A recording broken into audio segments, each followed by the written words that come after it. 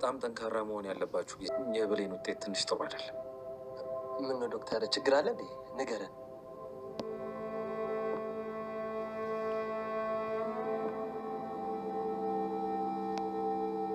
ይኸውላችሁ ብሌን በህይወት አለች፣ አደጋውንም አልፈዋለች። ግን ሁኔታው ከወትሮ ትንሽ ለየት ያለና ውስብስብ ነገር ነው። ውስብስብ ነው ማለት ምን ማለት ነው?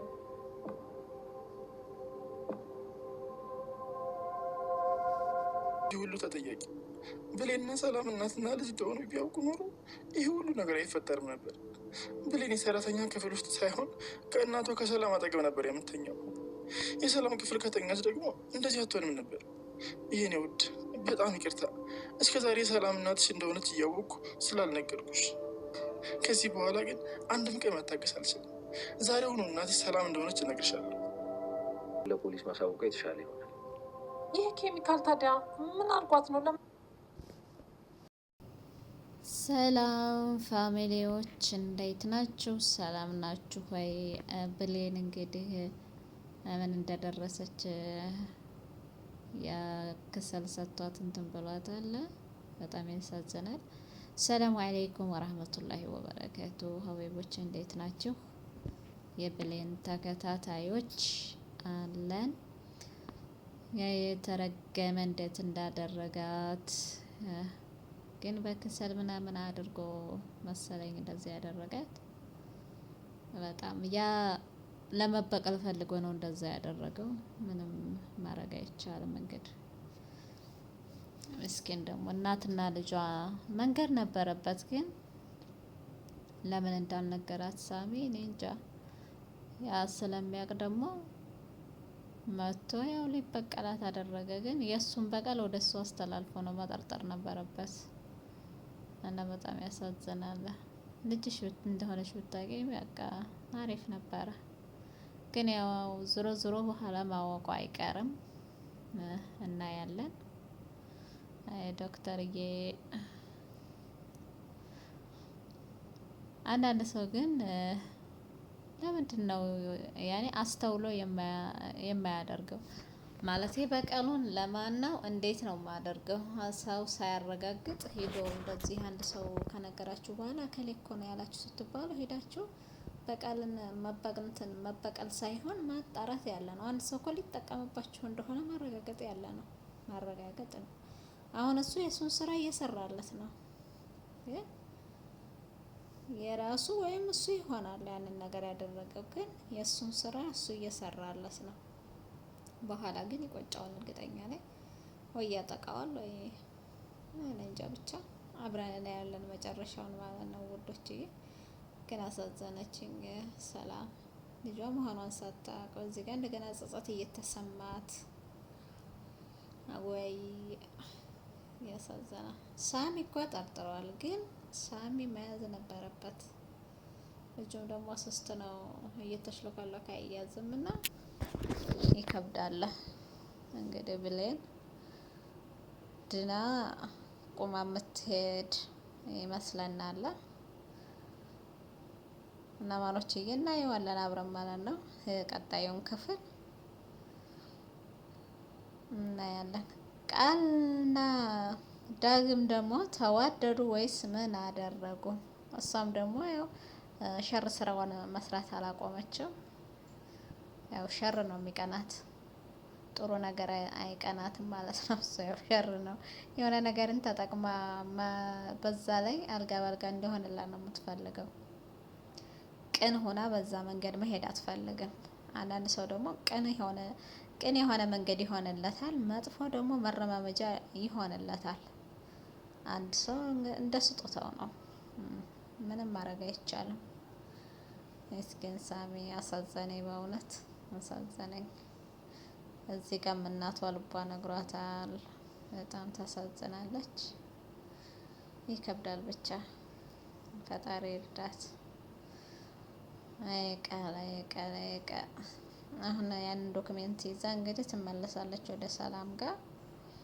ሶስት ሆነው ቁማ እንዳትሄድ ነው የሚያደርጓት። የሚከታተላት ሰው ከሌለ ቁማ እንዳትሄድ ያደርጓታል። ሸራቸውን እዛው እየሰሩ ማለት ነው። ከቤት ካላስወጡት ደግሞ የሆነ ነገር ቢሰጣትን መናገር አትችልም። ችግሩ አሁን መናገር ቁማ ባትሄድ እንኳን መናገር ብትችል አሪፍ ነበር።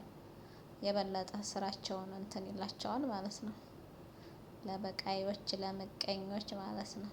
እና ከክፉ ነገር ፈጣሪ ይጠብቀን። አንዳንድ ሰው ጥሩ ሰው ነው የሚጎዳው፣ መጥፎ ሰው በፍጹም አይጎዳም። ያው ቀኑንና ጊዜውን ይጠብቃል እንጂ መጥፎ ሰው ምንም አይሆንም በዚህ ዓለም ላይ ማለት ነው።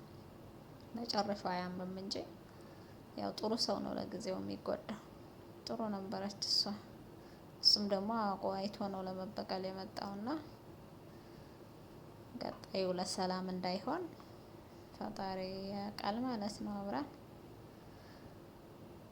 እና ይሄንን ይመስላል።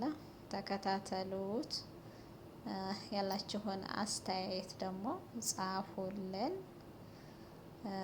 ኮሜንት ላይ ማለት ነው። ሸርም እያደረጋችሁ ኮሜንትም እየጻፋችሁ አበረታቱን። ሁል ጊዜ አዲስ የምናገኘውንም እንለቃለን፣ ቤተሰብ እንሆናለን ማለት ነው። ያው የምትፈልጉትን ከስር ጻፉልን፣ እንደምንም ብለን ጊዜያችንን ቆጥበን ማለት ነው ሁሉን ነገር እናያለን፣ እንሰራለን እላችኋለሁ ማሮችዬ። እና ዶክተሩን ግን ልጅ ነገር ባያደርጉት አሪፍ ነበር። ዶክተር የሆነ ከበድ ሲል ነገር ነው እንጂ ጨዋታ ነገር ይመስላል ዶክተሩ መጥቶ ሲናገር ማለት ነው። ይቅርታና እኔ ቀለል ያለ ዶክተር የሆነ የሚችል ነገር አይመስለኝም።